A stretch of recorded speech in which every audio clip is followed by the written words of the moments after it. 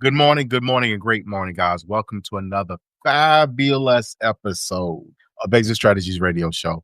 Hey, I am your host, Corwin J. Millett, broker and owner of Exit Realty, Low Country Group in beautiful North Charleston, South Carolina. If this is your first time listening to this show, you, sir or ma'am, are in for a treat because our mission is very simple. That is to empower our community through financial literacy and real estate education, guys. We are legacy building. That is what we do. Now, look, I love you. I got to tell you, I got to say thank you all the time because you guys have been amazing me and blowing my mind. For those who tune in to us faithfully from one end of our area to the other, you guys rock. For those who listen to us around the globe, thank you so much. Thank you so much for tuning in. Now, we've been having some amazing conversations. I am super duper stoked and excited because I guess today I already got my pad and pen over here, like ready to start writing all these notes and stuff down because they are mind blowing. I am talking about push your whole wig back. You got to push it back up front to get it back situated because they just rocked your entire cranium with the information and knowledge that they deliver. I am super stoked to have a fellow podcaster, a real estate investor, and this whole gambit and suite of extraordinaire in the real estate realm. I cannot wait. So y'all want y'all to grab your flapjacks. I want y'all to go ahead and put them over to the side because y'all can't eat right now. We don't want to make you overwhelm you. Put your fork down and write these notes. As we got with us today, Jenn and Joe, Delle, Fave. They are the creative finance playbook podcast hosts. They have created this whole platform about how to creatively invest in real estate. Guys, welcome to the Exit Strategies Radio Show. Wow. Thank you for the intro. I'm excited to be here. Oh, yeah. So if you don't mind, tell our listeners like that high level, who you are, what you do, and then let's get into it.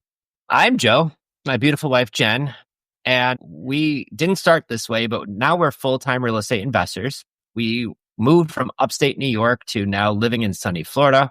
We homeschool our two kiddos, and we just love real estate. I fell in love with it way back when, which we'll dive into. And my gosh, we got some really cool things to share with your audience. We even have some gifts to share. Get ready. Yeah. Hot dog. So look here, creative financing. All right. So we talk about that on occasion on this show, but it's usually literally a little bit of how the doctor would take a knife or take that little thing. They don't even take a knife anymore. They take the little plastic thing and kind of rub across your skin and they take that skin sample. That's about as far as we go. No, and we ain't injuring nobody. We ain't taking no layers off. So let's peel this thing here back a little bit further today. Tell us creative finance and let's define it as to what it means to you and how you employ it. Once we learned this strategy, it changed our whole world. It changed it. Now we could buy properties for rentals or multifamily, single family. It didn't matter. It worked on everything. And what creative finance is, it's how to buy real estate without going to a bank, without having to get your credit checked. So if you don't have credit or you do, doesn't matter. Not even big down payments. Most of these houses that we're buying this way are with just $100 down. $100 down. And we've got some case studies that we're going to share, some examples of how this works and what to look for during today's podcast. Look here. So I just heard somebody at home say, oh, go get my pocketbook. Let me see if So guys, what put you on this path? I know you guys have moved, transitioned, eased yourself down the coast. So essentially you've changed and created a lifestyle with this. And we're going to get to those case studies for our listeners, guys. We're getting to it. But like, where was that first opportunity that you did this and you realized, wait a minute, hold on, we can make this happen this way? What was that for you? I grew up poor. I grew up broke, like stone cold broke. I never went to college. I had a job working at a car dealership. 2008, I was lucky enough to meet the love of my life. And I had my own house. Jenn had her own house. And back then the market was taking a little bit of a dip. You hear the crash of 2008. Deals were popping up. So we were starting to look to get into real estate investing because I saw like a lot of wealthy people who they all owned real estate. And I'm like, geez, there's the kind of winning route. So that's what we wanted to do. And at first we were looking at some junkers out in the suburbs, decent properties or decent neighborhoods, but just a really run down house. We were buying them with big discounts. We were renovating them, managing contractors while we were at work. It was a lot. And people do it. I didn't really love to do that because you're managing people for 3-4 months while they're tearing up the house.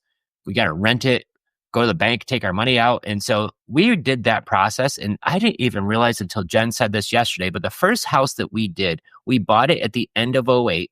And it took us until 2012 to find the next deal, which is like 3.5 years later. So I knew that I wanted to retire from the car business, and I wanted to do it before I was 90.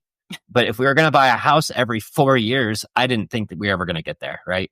And then we learned back in 2016, we get married, we have kids. Jen walked away from teaching, and I was refinancing out of one of our next properties. And the guy at the bank says, Joe, at 10 mortgages, we're going to cut you off. So you need to figure out something else to do. I felt super defeated. I was like, okay, this is never going to happen. I'm going to be working here till I'm 90, just what it is. And then I learned about what creative finance was, which was just how to buy properties without using the banks. And so I'm like, I don't have money like that to just go pay cash. But then I realized you don't even need that either. And so this is what made me fall down the rabbit hole. I watched, I learned, we even brought on somebody to help us with this. And so the very first deal we did was the one that changed everything for us. I had a seller reach out to us, inherited his grandfather's home. He lived an hour away, rented out to a coworker, and he didn't want to be a landlord. It wasn't really even his intentions. So we wanted to sell it. This is the first house that we went to. It wasn't a fixer-upper. It was 10 minutes from our house. It was turnkey. It didn't need anything. So when he said, hey, I'm not giving you some like big discount, you're not getting it for half off because it's not a junker. I said, no problem. I could pay your price if you're open to owner financing. You didn't owe any money on it. And so the neat thing about this was the most important thing to him was getting his price. I said, okay, I think you, and he gave us a deal. That's the funny part. He wasn't even asking like some crazy amount. He gave us a deal. But what happened was what we did was I could pay the price. But what we did was we bought it with $100 down. He gave us a 0% mortgage. Like I didn't have to pay any interest. Like he legit met the guy at McDonald's and bought him a coffee and gave him $100. Kind of had to fight him over it. The guy was like, I don't need it. And Joe was like, no, you need to take this money. Go take your wife out to dinner. Yeah. So I love it. Look, he might have should have got a Big Mac, but that's yeah. Yeah. And I was so worried and nervous, but it was the easiest thing ever. Because when you found a motivated seller, he was so thrilled with the deal. I was thrilled too. $100 down, no banks, no credit check, no W-2s, no nada. $100. We paid $3,000 or $4,000 in closing costs. And now we own a turnkey house out in the suburbs with no interest, a $500 a month payment. Now we pay taxes and insurance on top of that. But that was where I felt, no joke, I felt like I was the caveman that discovered fire. I'm like, does everybody else know about this? Or is this just like something that I figured out? And obviously I wasn't the first, but and the kicker was it was so much easier than doing any of that crazy refinancing and rehabbing and all of that. It was almost too simple. We were like, there's got to be something. And there really wasn't. It was just we were helping somebody else out and everybody won. So that is the thing that we talk about this kind of stuff, but everybody gets to this, if you will, I'm going to call it tradition, but it's really a typical, maybe more so than traditional. This typical mindset of, I got to go get a mortgage. I got to go do this. So I got to have this cash or this, or that, and the third. And instead of seeking out a way to meet people and create the deal. Just recently did something, I have something going very similar to what you just said. And I just made an offer on something else similar. But so let's get into the case studies, because you guys have been doing this now for how many years? Total over 20, but these creative finance since 2017. Yeah. So essentially the last several years, you have been really focused on these types of opportunities. So let's pick one, pick a situation case study, if you will, and let's break this thing down. And for our listeners, guys, look, I'm pretty sure most of y'all, if y'all was to break y'all leg, some of y'all may be a doctor. So maybe you may treat yourself. Maybe you do open your leg up and do surgery. Who knows? I don't know. However, do not, if you don't do that, matter of fact, if you ain't a mechanic, I'm pretty sure you ain't dropping an engine in your front yard. If you ain't. So look, let's not jump into this. Let's make sure we talk to somebody for our listeners, because we don't want y'all to get hurt out there, drop the transmission on your foot or something, break a toe, and then you got to go to the hospital. We don't want you to do that. So Jen, Joe, let's get into it. Give us a case study. Let's get it. Ooh, which one? So I think we could even talk about the last deal that we just closed a week and a half, almost 2 weeks ago. Was the seller. His name is Derek. And Derek has his house in Florida. It is 2 years old. It is turnkey. It's a 2022 build. Okay. Beautiful. Now, beautiful neighborhood, nice house, right? So we always think of, is buying real estate, is it obtainable for everybody? Well, here's the situation with Derek. He got his job transferred from Florida to Texas. He was already in Texas, already made the move. His wife was back in Florida packing up the last of his stuff. He says, we really don't have any equity in the house because they just bought it. He's like, I don't have time to list it on the market. And if I pay commissions and closing costs, and it's going to be sitting for a little bit, like, I don't have time like that. So he reached out to us. And what we did was we bought that house. And the way we structured, now he had a mortgage on it. And this was a game changer for us. I didn't know that you could do this, that you can actually buy a house, close on it, take ownership of it, but the loan stays in the seller's name. So I can get a 4% interest rate, which he had, instead of paying 7% today, because that was the difference of it cash flowing. Yep. That difference of 4% compared to 7% was a $500 difference. And the $500 is the cash flow. So this is what made that deal work. Because if I paid his price and went to the bank and financed it, there'd be no cash flow, wouldn't make a sense. But on this situation, he said, Joe, give me $12,000 down, which is a lot more than I typically do. Most of these houses we're buying with like $100 down, maybe like $1,000 or $2,000 to help them move. But this one, it was gorgeous. Like, no, didn't need a thing, right? So we did give him the $12,000 down plus some closing costs. So for $20,000 out of pocket, I get to own a 2-year-old house in Florida with no banks, 4% rate. It's got the solar panels on top. This thing is just absolutely beautiful, turnkey. And I know this is the Exit Strategy radio show. So my favorite exit strategy with that is we actually work with lease option rent-to-own buyers. So the person who's going to move into that house is going to give us $20,000, $30,000 to move in. And then we give them time to rent and until they're able to qualify for a mortgage later on. And when they do, they get to eventually buy it. That really changed up our strategy too, because in some of these situations, guys, we're actually getting paid to buy the house, and which just blew my mind. And so now I could buy rentals and I don't have to have a W-2 job, because 4.5 years ago, I walked away from my jobs. I haven't had a company paycheck from a job, which JOB stands for just over broke. It doesn't matter how much money you make or don't make, right? So once I found out we could do this, I was like, holy cow, the sky is the limit. I'm loving it. I'm over here literally about to get goosebumps, guys. So what I just heard you say in there, and you didn't say this specifically, but my question is, I'm assuming that you're doing a subject to on the purchase? Very similar. We actually buy with a wraparound mortgage, which is similar to subject to. There's just some small differences, but pretty much where I'm able to buy it, close on it, take ownership of it, but the loan stays in the seller's name. Yeah, a wraparound. I love it. Yeah. Oh my gosh. So let's kind of hit some of those talking points, right? So one of your talking points is escaping, if you will, the golden coffin. What's the golden coffin? That's the job. That's the job, right? It was his security blanket. I was a stay-at-home mom with 2 kids, and he was providing that steady income. And he just kept going up the corporate ladder, getting his raises. And I was like, no, like, you're going the wrong way. I just knew that if we could go full time, the sky's truly the limit. Like, you can create as much wealth as possible. And when COVID hit, that's exactly what happened. New York State shut down. He didn't end up going back. And I was like, oh my gosh, like, this is happening. Here we go. And he was able to escape. Otherwise, I don't know when he would have officially walked away, if he would have.